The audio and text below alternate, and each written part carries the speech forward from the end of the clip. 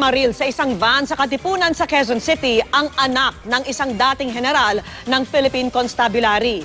Patay ang isang pasahero ng van habang sugatan ang driver at ang isa pang sakay. Ang suspect ay dati na raw nakapatay ng 2 security guard at nakatutok si Cesar Apolinario.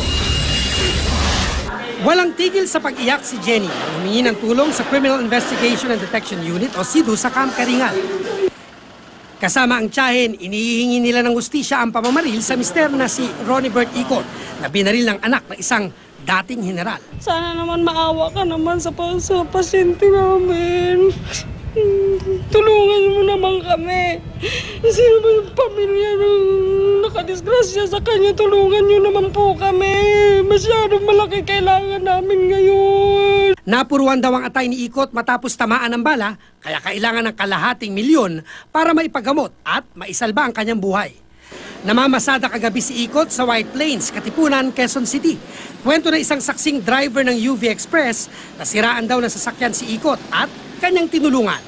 Dito na raw dumating ang suspect, dumikit sa gilid ng van at walang habas na namaril. Maya-maya may narinig na lang akong putok ng baril, babababang sunod-sunod. Sabi ng pasahero, may binaril. Bukod kay Ronnie Bert, tinamaan din ang 2 pasahero ni Icot.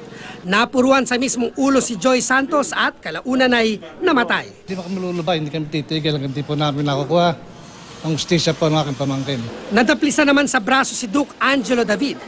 Matapos ang pamamaril ay kusa namang sumuko sa Camp Karingal pasado alas 7 kagabi ang suspect na nakilalang si Jose Maria Abaya, anak ni dating Philippine Constabulary General Antonio Abaya. Sinubukan siyang kunan ng pahayag pero tumanggi ito. Ayon sa pulisya, umamin daw si Abaya na siya ang namaril gamit ang caliber 40 pistol na isinuko rin niya sa CIDU. Inakala daw kasi nitong merong kukuha sa kanya mula sa van. Sa investigasyon ay nalamang bukod sa hindi pag-aari ng suspect ang ginamit na baril ay expired pa ang lisensya nito. Dagdag ng pulisya, dati nang nasangkot sa pamamaril si Abaya. Noong 2012, 2 security guard ang napatay rin ng suspect.